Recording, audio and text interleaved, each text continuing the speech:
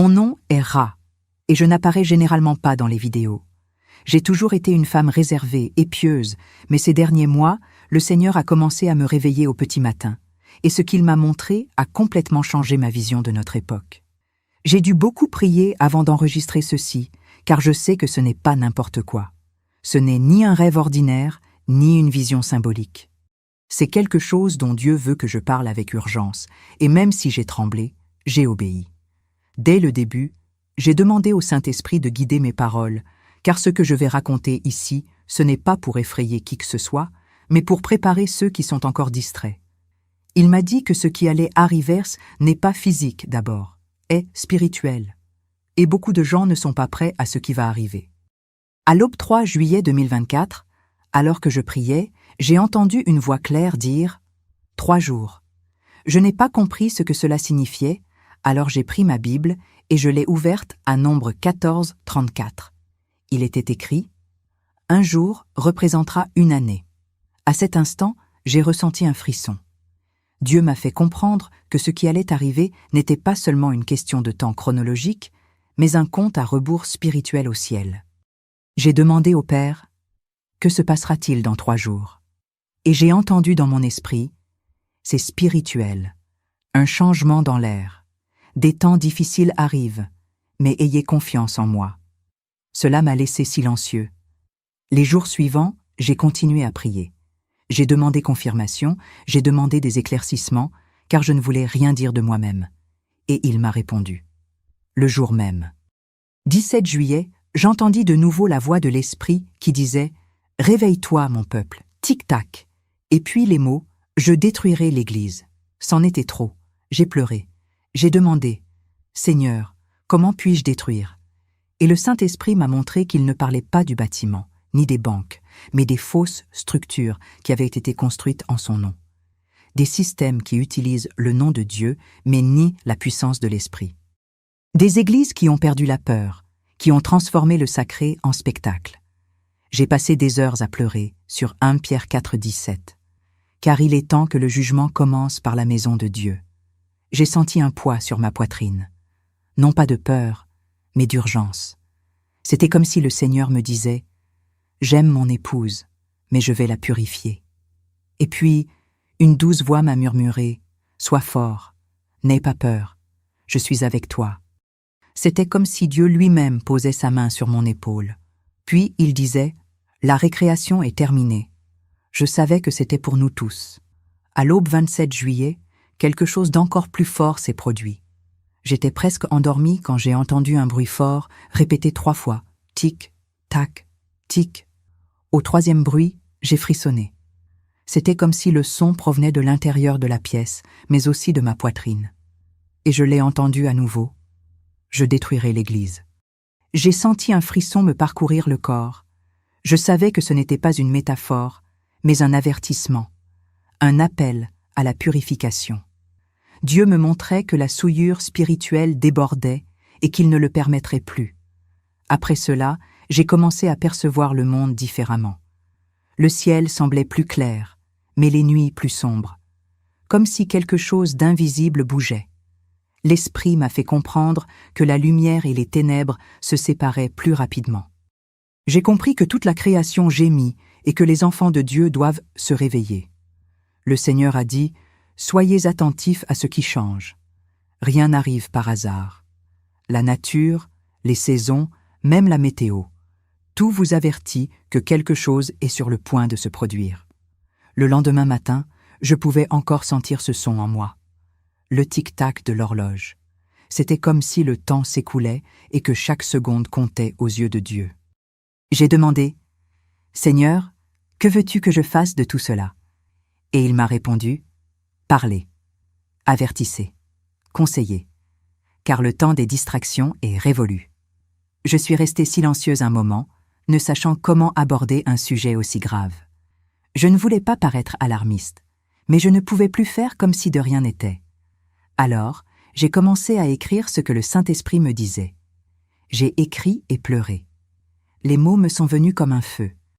Le Seigneur m'a dit « Dites-leur que le temps presse, il est temps de se préparer. » Quelques jours plus tard, pendant la prière, j'ai remarqué que quelque chose avait changé dans l'air. C'était comme si l'atmosphère spirituelle avait changé. J'ai ressenti un poids sacré, une présence puissante, et le Saint-Esprit m'a dit « Mon peuple doit se réveiller ». Et à ce moment-là, une immense tristesse m'a envahi. Ce n'était pas une tristesse ordinaire, c'était quelque chose de profond. J'ai commencé à penser à tous ceux qui disent aimer Dieu, mais n'ont pas de temps pour lui. Combien vivent des apparences, chantant de leurs lèvres, mais lointains dans leur cœur. Le Seigneur m'a fait ressentir la douleur qu'il éprouve lorsqu'il voit ses enfants trop occupés pour prier. C'est alors que j'ai compris que la plus grande tromperie de notre temps est de croire que tout va bien alors que notre cœur est déjà loin du Père. J'ai commencé à prier tôt le matin chaque jour, demandant du discernement. Un soir, alors que je parlais en langue, j'ai clairement vu une immense horloge dans le ciel. Les aiguilles tournaient rapidement et, au centre, une lumière très vive. Puis j'ai entendu la voix du Seigneur dire « Le temps de la purification est venu ». C'était si réel que j'ai commencé à pleurer. Il m'a montré que son horloge ne mesure pas les minutes, mais la repentance. Et que le temps de la grâce est encore ouvert, mais à peine. Chaque battement est un appel. Retourne, confesse-toi, humilie-toi, recherche sa présence. Il ne veut pas condamner, il veut sauver. Mais il y a une frontière entre la repentance et l'indifférence, et beaucoup la contournent. Quelques jours plus tard, un événement qui allait me marquer à jamais se produisit. Je priais dans ma chambre lorsque j'entendis 3 coups à la fenêtre. Je courus voir et vis 2 oiseaux tomber. L'un d'eux respirait encore. Le Saint-Esprit me parla. Je vous avais prévenu. Quand je dis « ne tardez pas », c'est parce qu'il y a urgence. À ce moment-là, j'ai compris que le Seigneur peut même utiliser la nature pour nous appeler.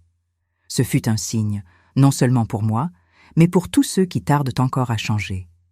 Dieu m'a montré qu'il parle de toutes les manières, par des signes, des rêves, des avertissements, mais beaucoup restent spirituellement endormis.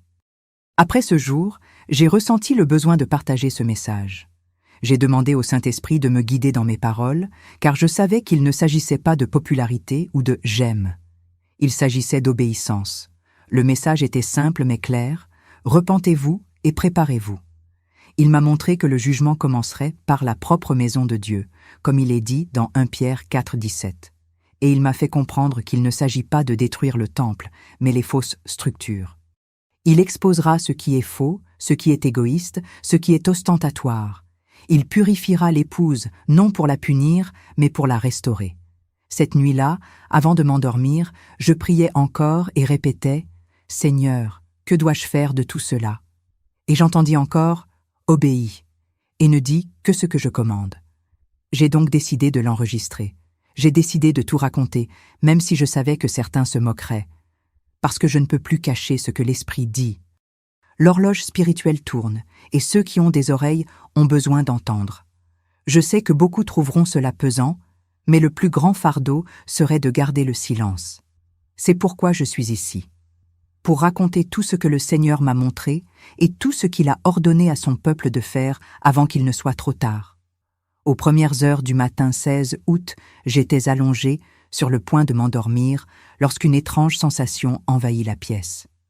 Un silence inouï m'envahit. Un léger frisson me parcourut le corps et j'entendis la voix de l'Esprit en moi. « Faites attention !» J'ai fermé les yeux et soudain, des images très nettes se sont présentées. La première chose que j'ai vue était un homme dont le corps était recouvert d'une substance blanche. Ce n'était pas de la lumière, c'était comme des taches, des plaques de peau recouvertes d'une substance qui ressemblait à une maladie. C'était une scène étrange, mais je savais qu'elle avait une signification spirituelle. Le Saint-Esprit m'a fait comprendre qu'elle représentait l'impureté cachée chez les gens, l'apparence d'une pureté extérieure, mais avec des blessures à l'intérieur. La deuxième vision est arrivée peu après. J'ai vu des personnes noires avec des marques blanches sur tout le corps. Ces marques n'étaient pas rondes, elles étaient rectangles blancs, comme de petites rayures qui se détachaient sur la peau. J'étais perplexe et j'ai demandé « Seigneur, qu'est-ce que c'est ?» Et il m'a répondu « Ce sont les marques que le monde a laissées sur eux, mais je les transformerai en signes de ma gloire. » J'avais envie de pleurer parce que je comprenais que Dieu montrait le contraste entre douleur et rédemption, la souffrance et la promesse. Il m'a montré qu'il ne regarde pas l'apparence, la couleur ou le statut social. Il voit le cœur. Les marques laissées par le péché et le rejet sur les gens seront effacées par la pureté de l'esprit, mais seulement s'il y a une repentance sincère. Peu après, la troisième vision commença. Je vis une multitude vêtue de blanc, le regard tourné vers le ciel. Les gens montaient vers le ciel, et l'atmosphère était si lumineuse que j'en avais mal aux yeux. Il y avait un sentiment de paix, une joie indescriptible. Au milieu de cette vision, une robe attira mon attention. C'était blanc, long et plein de détails, surtout à la taille. Je pouvais distinguer les contours du tissu, la légère brillance et la forme des manches longues. C'était magnifique et en même temps sacré. Je savais que cette robe symbolisait l'épouse du Christ, prête, purifiée, séparée du monde. La beauté ne vient pas du tissu, elle vient de l'obéissance. Quand la vision s'est terminée, je suis restée assise sur le lit un moment, incertaine de ce que je devais faire. J'ai sorti un carnet et j'ai dessiné la robe exactement comme je l'avais vue. Pendant que je dessinais, le Saint-Esprit m'a dit « C'est ainsi que je veux mon Église, propre, vêtue de sainteté, levant les yeux. » J'ai commencé à pleurer, ressentant le poids de la responsabilité. Cette vision n'était pas seulement pour moi, elle s'adressait à tous les enfants de Dieu. C'était un appel à revenir à la pureté, à la prière sincère, à l'adoration en esprit et en vérité. Le Seigneur ne veut pas de foule distraite, il veut des cœurs repentants et attentifs. Les jours suivants, ces images ne quittèrent plus mon esprit. Je me souvenais du corps couvert, des marques blanches et de la robe de la mariée. Chacune de ces visions évoquait le même thème, purification. Le Seigneur m'a montré qu'il existe deux sortes de souillures, la souillure du péché et la souillure de la sainteté. La première sépare l'homme de Dieu, la seconde est le signe de celui qui a été touché par le feu de l'Esprit. Il a dit « Je scelle mes élus, je marquerai ceux qui pleurent les péchés du monde ». C'est alors qu'il m'a conduit au livre de Ézéchiel, chapitre 9, et m'a fait comprendre quelque chose de bien plus profond. Ézéchiel 9 parle d'un sceau sur le front de ceux qui gémissent et pleurent à cause des abominations commises dans la ville. Le Seigneur m'a fait découvrir ce que signifie implorer la miséricorde à une époque où le péché est célébré. Il a dit « Demandez-moi de vous marquer. Priez pour que je scelle vos maisons, vos familles, vos animaux. Demandez-moi de mettre mon sceau sur votre porte, afin que, lorsque l'esprit de mort passera, il s'enfuit de votre maison. » Je me suis agenouillée et j'ai commencé à prier ainsi. J'ai demandé à Dieu de marquer chaque recoin, chaque personne, chaque vie. Et j'ai compris que c'était sa première instruction, être scellé, être sous la marque du Très-Haut. Après que le Seigneur m'a parlé du sceau et de la marque dans Ézéchiel 9, j'ai continué à prier et à demander « Père, que veux-tu que ton peuple fasse d'autre ?» Et il m'a conduit au passage de Luc 21, 34, 36, où Jésus dit « Prenez garde, de peur que vos cœurs ne s'apesantissent sous les soucis de la vie, et que ce jour ne vienne sur vous à l'improviste. Veillez et priez en tout temps, afin que vous puissiez échapper à toutes ces choses et paraître debout devant le Fils de l'homme. » En lisant cela, j'ai eu l'impression que les mots jaillissaient de la page. C'était comme si Jésus me parlait à cet instant précis. J'ai compris qu'il ne suffisait pas d'être scellé, c'était nécessaire. Montre. Je pensais sans cesse à la façon dont la plupart des gens vivent fatigués, distraits et n'ont pas le temps de prier. La vie est devenue une course. Et tandis que nous courons après tant de choses, nous laissons l'esprit nous attendre. Le Seigneur m'a montré que la vigilance n'est pas la peur, mais l'amour. Ceux qui aiment ne dorment pas lorsqu'ils savent que quelque chose d'important est sur le point d'arriver. Ceux qui aiment restent vigilants. J'ai donc pris l'habitude de prier chaque jour avant de me coucher, même lorsque j'étais fatiguée. Je mettais une alarme à 22 heures, comme le Seigneur me l'avait demandé, et j'ai passé 15 minutes en silence, à demander pardon, à rendre grâce et à demander du discernement. Ces minutes ont transformé mon cœur. Au début, il semblait difficile de rester concentré, mais bientôt, le Saint-Esprit a commencé à me réveiller sans inquiétude. Je me réveillais aux petites heures du matin, parfois à 3 heures, parfois à 4 heures, avec une présence si forte que je savais que c'était lui qui m'appelait. Et à ces moments-là, je priais non seulement pour moi, mais pour tous ceux qui ne comprennent pas encore l'urgence des temps. Je priais, « Seigneur, réveille ton Église. Fais que ton peuple voie ce que le monde ne voit pas. » La vigilance est devenue plus qu'une habitude, elle est devenue communion. Et plus je priais, plus le Seigneur me révélait de petites choses qui semblaient insignifiantes, mais qui avaient une signification spirituelle. Une nuit, le Saint-Esprit m'a dit quelque chose de simple, mais que je n'ai jamais oublié. La distraction est le nouvel ennemi de la foi. Cela m'a profondément touché. Combien de fois disons-nous que nous sommes forts, mais passons-nous des heures au téléphone, en ligne, dans des conversations futiles, oubliant que le ciel nous regarde. Dieu ne veut pas que nous vivions dans la peur, mais il veut que nous vivions. Attentifil m'a fait comprendre que veiller, c'est protéger la foi, protéger le cœur, prendre soin de ce qui entre par les yeux et les oreilles. C'est décider de ne pas laisser la précipitation étouffer l'intimité.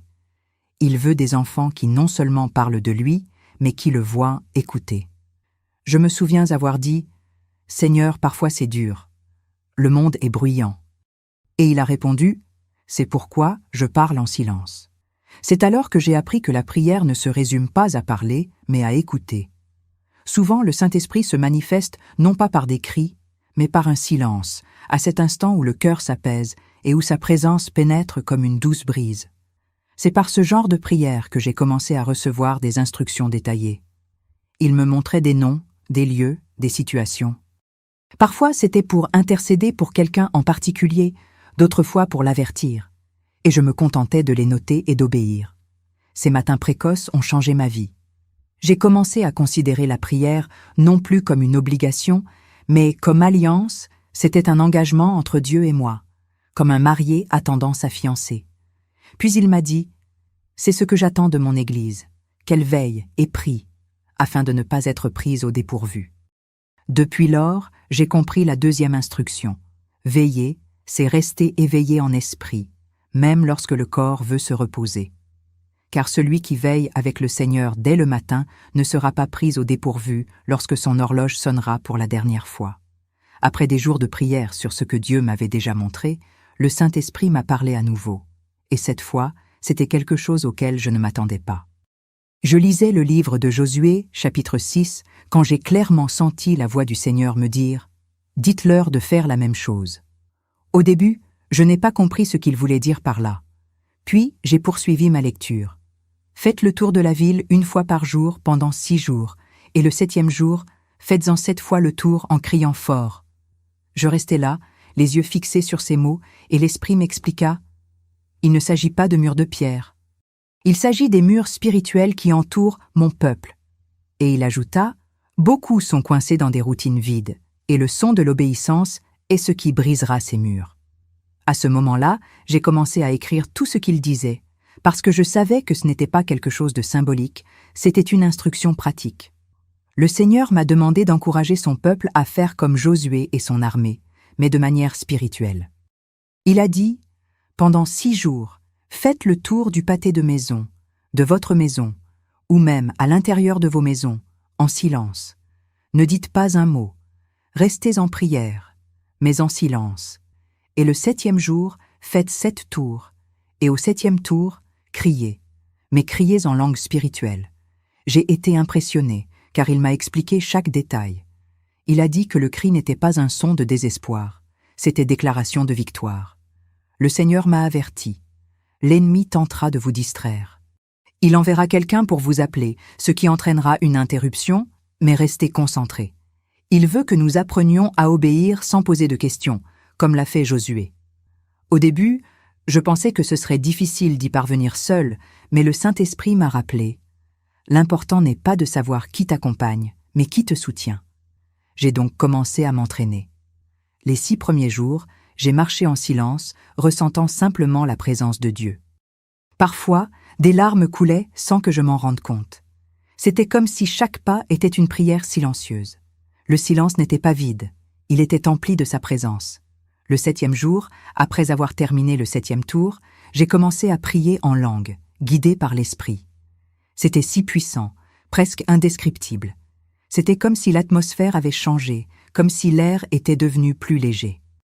J'ai ressenti une paix si profonde que je ne pouvais que dire Gloire à toi, Seigneur. C'est alors que j'ai compris. L'obéissance ouvre des portes que la prière seule ne peut pas ouvrir.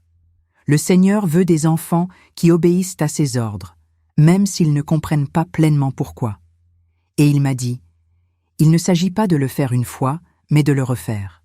Faites-le autant de fois que je touche vos cœurs. » L'Esprit m'a montré que l'acte de Jéricho est une arme spirituelle pour notre époque.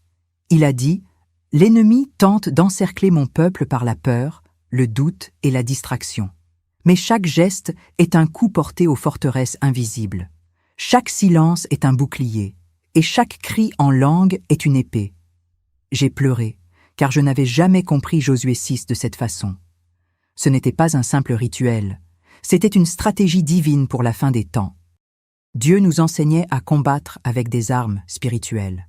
Il m'a montré que les murs du péché, de l'incrédulité, et même ceux qui se sont dressés au sein même de l'Église, ils tomberont par l'obéissance, non par le bruit. Depuis, je le fais fréquemment. Parfois seul, d'autres fois avec des amis qui ont compris le message. Et chaque fois que j'obéis, quelque chose se produit en moi. Je sens mon cœur plus léger, mon esprit plus clair et ma foi plus ferme. Il ne s'agit pas de formule, il s'agit d'intimité. Dieu suscite un peuple qui triomphe en silence et célèbre en langue. Il m'a dit, « Voici la 3e instruction. Marchez, obéissez et déclarez victoire. » Et maintenant, je comprends que chaque virage, chaque pas, est une déclaration d'amour et de fidélité au Père. Car celui qui obéit quand personne ne regarde sera exalté quand les cieux s'ouvriront. Alors que je commençais à partager tout cela, j'ai réalisé que quelque chose dans le monde spirituel se dressait contre moi. Ce n'était pas la peur, c'était la lourdeur. C'était comme si l'air devenait lourd à chaque fois que je pensais à l'enregistrement. Mon corps se fatiguait, mon esprit s'emplissait de doutes, et je savais que ce n'était pas quelque chose de physique. L'ennemi ne voulait pas que ce message se répande. Il a essayé de me faire taire de diverses manières. Un jour, alors que je priais avant d'enregistrer, j'ai entendu à nouveau ce son « tic, tac, tic » et la voix du Seigneur disant « Je t'ai donné du temps, maintenant parle ». J'ai donc pris une grande inspiration, ouvert l'appareil photo et commencé. À chaque mot, je sentais le Saint-Esprit me fortifier. C'était comme s'il me disait « Parle, même si tu trembles. Parle, même si on se moque de toi. » Après l'enregistrement, j'ai pleuré longtemps. Non pas par peur, mais parce que je ressentais le poids de la responsabilité. Je savais que ce n'était pas un message comme les autres. Il ne s'agissait pas d'obtenir des vues ou des applaudissements. Il s'agissait de alerter l'Église été. J'ai vite compris pourquoi l'ennemi luttait si durement pour m'arrêter. Parce que le message n'était pas de destruction, mais de repentir. Le diable déteste la repentance, car c'est là que le peuple de Dieu trouve la délivrance. Le Saint-Esprit m'a rappelé, on ne parle pas pour effrayer, on parle pour préparer. C'est alors que la peur s'est dissipée. Les jours suivants, les attaques s'intensifièrent. Nuit blanche, pensées confuses, sentiments d'isolement. C'était comme si l'ennemi voulait me convaincre que personne ne croirait. Mais le Seigneur me le confirmait toujours, parfois par des rêves, d'autres fois par des inconnus, m'envoyant des messages disant « Dieu m'a dit de te dire de continuer ». C'est ainsi que j'ai compris que le ciel accompagne ceux qui obéissent. Chaque fois que je pensais abandonner, quelque chose se produisait qui me rappelait l'urgence. Le Saint-Esprit me disait « La guerre est spirituelle, ne vous arrêtez pas ». J'ai aussi réalisé quelque chose de profond. Plus je parlais, plus les gens commençaient à s'éveiller. J'ai reçu des messages de personnes disant avoir ressenti le même appel, avoir entendu le tic-tac dans leurs rêves, avoir vu le chiffre 3 dans leurs prières, avoir compris que l'horloge de Dieu approchait de sa fin. J'ai compris qu'Etse n'était pas seulement moi, était avec tous ceux qui entendent encore la voix de l'Esprit. C'est alors que le Seigneur me fit comprendre, je mets en place des sentinelles. Des gens qui n'ont pas de micro, mais qui ont une onction, qui n'ont pas de chair, mais qui ont les genoux à terre. Au milieu de tout cela, une tristesse m'a envahi. Non pas par découragement, mais parce que j'ai constaté l'aveuglement spirituel de beaucoup. Ils parlent de Dieu, mais ne le cherchent pas. Ils citent des versets, mais vivent loin de sa présence. J'ai senti le cœur de Dieu se serrer en moi. Il m'a montré que l'Église moderne a appris à se protéger du péché visible, mais s'est habituée à l'invisible, l'orgueil, la vanité, la froideur. Le Saint-Esprit m'a ému aux larmes lorsqu'il a dit « Ils peuvent chanter, mais ils ne peuvent pas pleurer ». Et j'ai compris que c'est pour cela qu'il permet à l'horloge de sonner, pour briser le silence de la foi impénitente. Ce jour-là, après avoir prié, j'ai demandé confirmation à Dieu. Je voulais savoir si je devais continuer à parler, même si c'était difficile. Puis, soudain, j'ai entendu un bruit à la fenêtre. 2 oiseaux s'étaient écrasés et étaient tombés. Je me suis souvenu de la parole qu'il m'avait donnée. Ne tardez pas. C'était comme s'il répétait « Je te l'avais bien dit ». Ce son m'a fait me lever, essuyer mes larmes et poursuivre. J'ai compris que Dieu utilise même la création pour rappeler à l'homme d'obéir. Depuis, chaque mot que j'enregistre est un acte de combat spirituel. Et même si je suis fatigué, je répète « Monsieur, pendant que l'horloge tourne encore, je vais parler ». Beaucoup de gens m'ont demandé pourquoi Dieu révélait quelque chose d'aussi puissant, pourquoi il permettait des messages qui parlent de jugement, de purification et de destruction. Je lui ai posé la même question, et la réponse m'est venue si clairement que je ne l'ai jamais oubliée. Le Seigneur m'a dit « Parce que j'aime toujours, et celui qui aime te le fait savoir ». Ces mots m'ont fait pleurer. Dieu ne révèle pas ce qui vient pour susciter la peur, mais pour donner point tensile, tient toujours la main de la justice, espérant que davantage de cœurs se repentent. Il ne veut pas détruire l'Église, il veut la purifier. Le problème est que beaucoup ont confondu amour et silence. Ils pensent que Dieu ne parle que quand il le veut, mais le véritable amour corrige aussi, car il préfère blesser l'orgueil maintenant plutôt que de perdre une âme à jamais. Tandis que je priais, le Saint-Esprit m'a fait comprendre qu'il existe 2 formes de jugement, celui qui détruit et celui qui restaure. Le premier s'adresse à ceux qui résistent, le second à ceux qui capitulent. Lorsqu'il dit « Je détruirai l'Église », il parle du système et non de l'épouse. Tout ce qui a été construit sans présence, sans repentance, sans vérité, s'effondrera. La scène tombera, mais l'autel subsistera. J'ai vu cela en esprit, comme si des murs invisibles s'effondraient et que seul l'authentique subsistait. L'Esprit m'a dit « La gloire ne partagera pas l'espace avec la vanité ».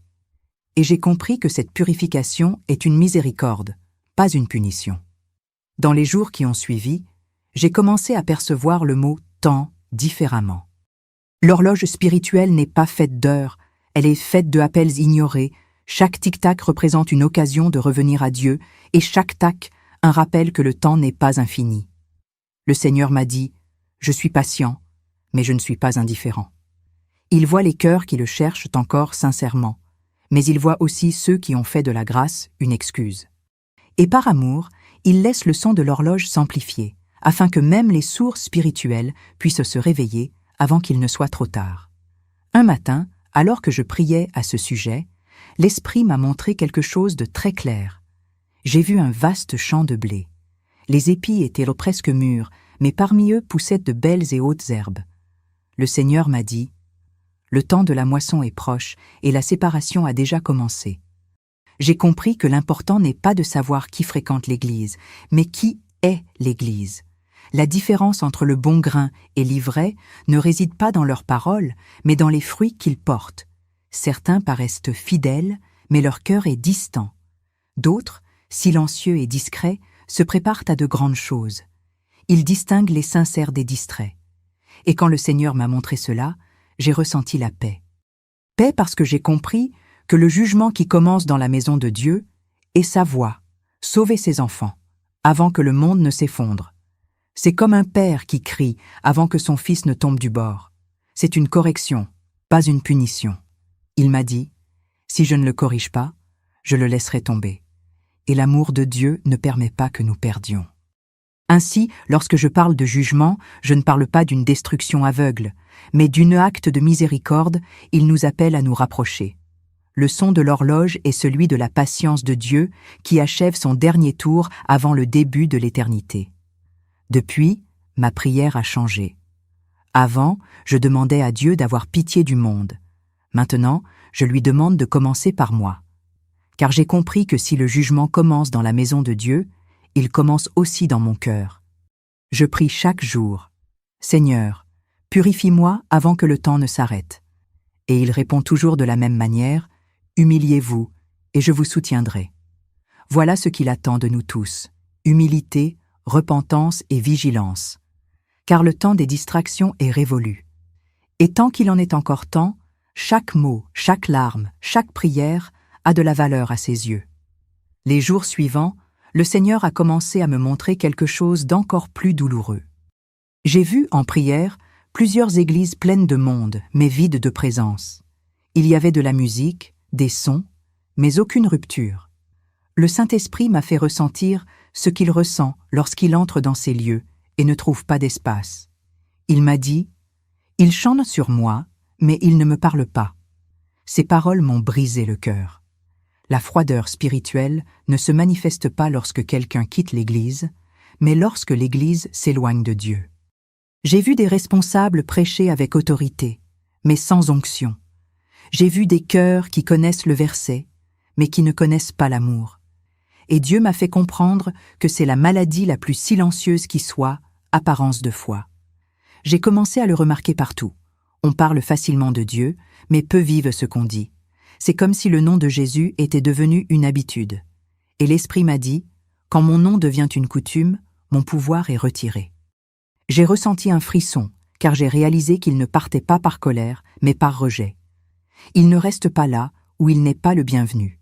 Aujourd'hui, nombreux sont ceux qui se rassemblent dans des églises modernes, baignées de lumière et de technologie, mais sans verser de larmes à l'autel.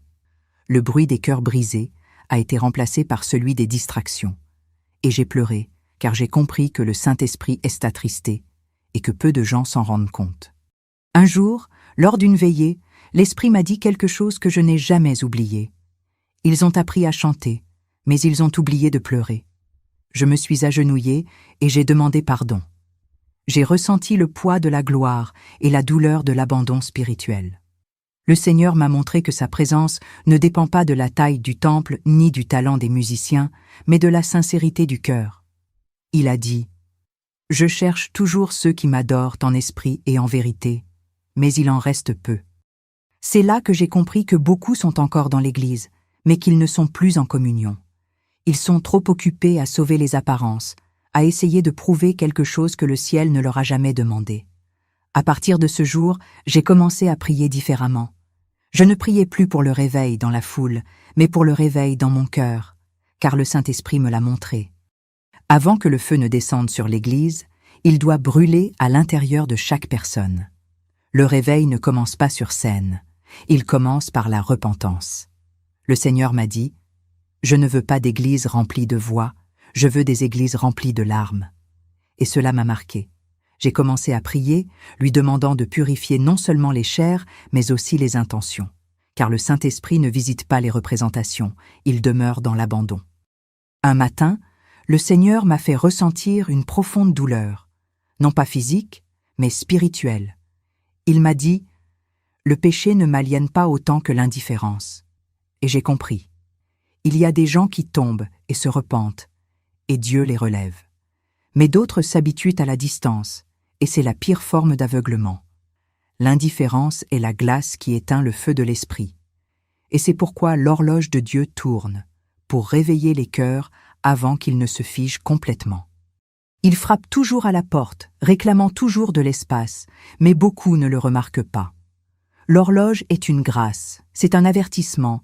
Il est temps de décider de quel côté nous voulons être.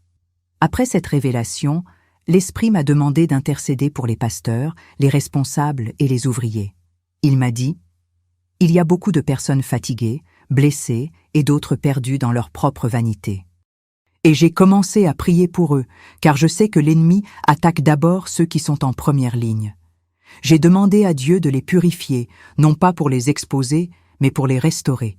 Et le Seigneur m'a répondu « Je révélerai tout ce qui est nécessaire, mais pour guérir, non pour humilier. » Il aime toujours son Église. Il désire toujours la voir vivante et pleine de gloire. Et c'est là que j'ai compris. Le jugement est le signe avant-coureur de la restauration. La douleur n'est que le début de la guérison. Après tout ce que le Seigneur m'avait montré, les visions, le sceau, la veille et l'appel à veiller, il commença à me révéler quelque chose d'encore plus profond. Il s'agissait de marquer ceux qu'il a séparés dans Ézéchiel 9. Un matin, pendant la prière, j'ai senti le Saint-Esprit me dire « Je rends hommage à ceux qui pleurent les abominations de cette époque. » J'ai commencé à prier, à pleurer, à demander à être trouvé parmi eux. Le Seigneur m'a montré que cette marque n'est pas visible à l'œil nu, mais qu'elle est réelle dans le monde spirituel. Il m'a fait comprendre que ceux qui sont scellés ont une lumière dans leur esprit, et que l'ennemi la reconnaît. La marque est une protection, un sentiment d'appartenance, une alliance. Tandis que je priais, le Seigneur m'a montré des familles protégées, des maisons enveloppées de sa présence, des gens épargnés par des choses qu'ils n'imaginaient même pas. J'ai vu des anges traverser des maisons et laisser une marque sur des portes de spirituel, comme dans l'Exode. L'Esprit m'a fait comprendre que ceux qui demeurent fermes en Christ, tu n'as pas à craindre ce qui vient, car la promesse est claire. Quand l'esprit de mort passera, il passera sur ceux qui sont scellés.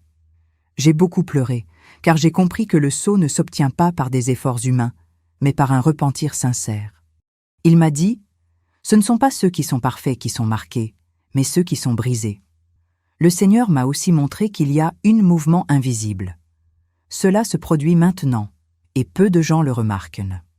Tandis que beaucoup dorment spirituellement, Dieu scelle ceux qui s'humilient en secret. Ce sont des gens simples, anonymes, sans tribune, mais dont le cœur est tourné vers le ciel. Ce sont des intercesseurs, des mères de prière, des jeunes qui pleurent au petit matin, des hommes qui fléchissent les genoux en silence. Dieu suscite cette armée silencieuse. L'Esprit m'a dit, le monde ne le sait pas, mais le ciel le sait un par un. Et c'est là que j'ai compris. Le véritable réveil ne sera pas diffusé. Il sera vécu en secret. J'ai demandé, « Seigneur, qu'en est-il de ceux qui n'ont pas la force de prier ?» Et il a répondu, « Je marque même ceux qui ne savent que pleurer. » Ces paroles m'ont profondément brisé. J'ai compris que le sceau est la grâce, et non le mérite. Dieu ne recherche pas ceux qui savent prier avec élégance, mais ceux qui prient avec vérité. Il recherche la sincérité, et non la performance. Et il m'a révélé quelque chose d'encore plus profond.